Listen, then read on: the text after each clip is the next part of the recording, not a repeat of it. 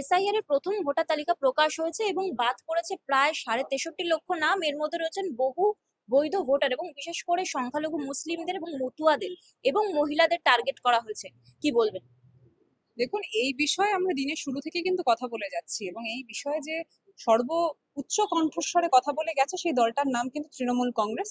এবং সেখানে অবশ্যই মমতা বন্দ্যোপাধ্যায় এবং অভিষেক বন্দ্যোপাধ্যায় কিন্তু সেই জিনিসটা বহুদিন আগে থেকেই স্পষ্ট করে দিয়েছিলেন এবং সেই দৃশ্যটাই আমরা খুব সুন্দরভাবে দেখতে পাচ্ছি এখন।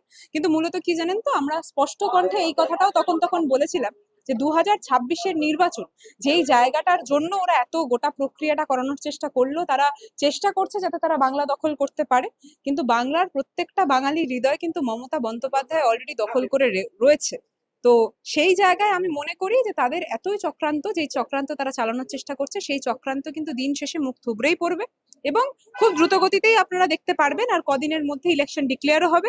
তার পরবর্তীতে 2026-এর যখন ভোটটা চলবে, রেজাল্টে আপনিও দেখতে পাবেন, আমিও দেখতে পাবো যে প্রত্যেকটা ব্যক্তি যাদেরকে হেনস্থা করা হয়েছে, লাইনে দাঁড় করানো হয়েছে, সেখানে প্রেগনেন্ট মহিলা ছিল, সেখানে আমরা প্রত্যেকে জানি আমাদের বাড়ির বৃদ্ধ লোকজনরা যারা রয়েছে তারাও সেখানে উপস্থিত ছিলেন, তাদেরকে হেনস্থা হতে হয়েছে, তাদেরকে হেনস্থা করেছে বিজেপি এবং অবশ্যই ইলেকশন কমিশন অফ বিজেপি।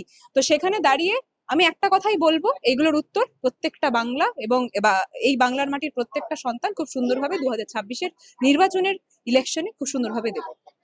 মুখ্যমন্ত্রীর কেন্দ্র ভবানীপুর, সেখান থেকে খসড়া তালিকা এবং কালকের ভোটার তালিকা সব মিলিয়ে প্রায় 47,000 নাম বাদ পড়েছে এবং শুভেন্দু অধিকারী কটাক্ষ করছেন যে মমতা বন্দ্যোপাধ্যায়কে ভবানীপুরে জেতানোর মতো আর একটাও নাম নেই। এবার নিজের কেন্দ্রে কি মুখ্যমন্ত্রী গোহারা হারবেন? দেখুন, উনি অনেক স্বপ্ন দেখেন, সেই স্বপ্নের মধ্যে এটা একটা অন্যতম স্বপ্ন। উনি দেখছেন, ওনাকে দেখতে দিন। কিন্তু কি জানেন তো, যখন মমতা বন্দ্যোপাধ্যায় রেকর্ড ভোটে সেই আসন থেকেই জিতবে, তখন শুভেন্দু অধিকারীকে যে রাঁচিতে পাঠাতে হবে সেই জিনিসটার ব্যাপারে আপনিও জানেন, আমিও জানি। এবং আমি বহুদিন আগে এই কথা বলেছি যে রাঁচিতে শুভেন্দু অধিকারী যাওয়ার পরবর্তীতে আমাদের খরচাটা একটু বেড়ে যাবে, কারণ ওই সবুজ মিষ্টিটা আমাদেরকে রাঁচিতে পাঠাতে হবে, তাই তো? তো সেইখানে কেন্দ্র করে শুভেন্দু অধিকারী এখন যা কথা বলছে, সেখানে একটা প্রবাদ আছে, কে কি না বলে এবং কে কি না খায়। আমি দুটো শব্দই এখানে ব্যবহার করলাম না। আপনারা নিজেদের মতন সেখানে সেখানে খুব সুন্দরভাবে তাদেরকে বসিয়ে দিন। কিন্তু কি জানেন তো, আমি আবারও বলছি, শুভেন্দু অধিকারী মনে করেছিলেন যে তৃণমূল কংগ্রেস থেকে উনি সরে যাওয়ার পরবর্তীতে তৃণমূল কংগ্রেস ভেঙে যাবে। ভেঙেছে কি? আমার কথাটা হচ্ছে সেখানে।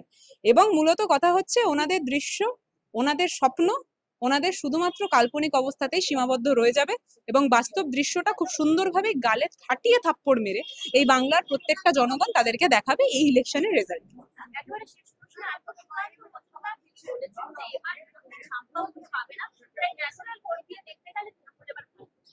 দেখুন, আমার কথাটা হচ্ছে 2026-এর ইলেকশনের রেজাল্টের পরবর্তীতে এই সুকান্ত মজুমদার কোথায় থাকে সেই জিনিসটা সর্বপ্রথম এই বাংলার প্রত্যেকটা জনগণ দেখতে চায় এবং সেটা একটা মূল, জানেন তো।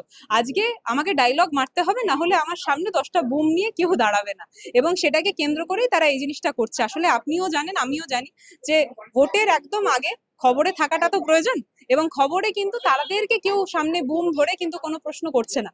আসলে প্রত্যেকটা খবরই হচ্ছে বাংলার উন্নয়নকে কেন্দ্র করে, মমতা বন্দ্যোপাধ্যায়কে কেন্দ্র করে, অভিষেক বন্দ্যোপাধ্যায়কে কেন্দ্র করে এবং প্রত্যেকটা নাগরিক, প্রত্যেকটা বাঙালি, প্রত্যেকটা জনগণকে কেন্দ্র করে হচ্ছে।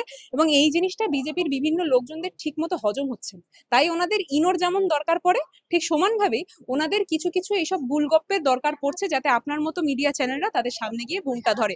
আমাদের সেগুলো দরকার পড়ে না। আমরা উন্নয়নের কথা বলি, আমরা মানুষের পাশে থাকার কথা বলি, আমরা সর্বক্ষেত্রে মানুষের পাশে থাকি, তাই মানুষরা আমাদের কথা বলে।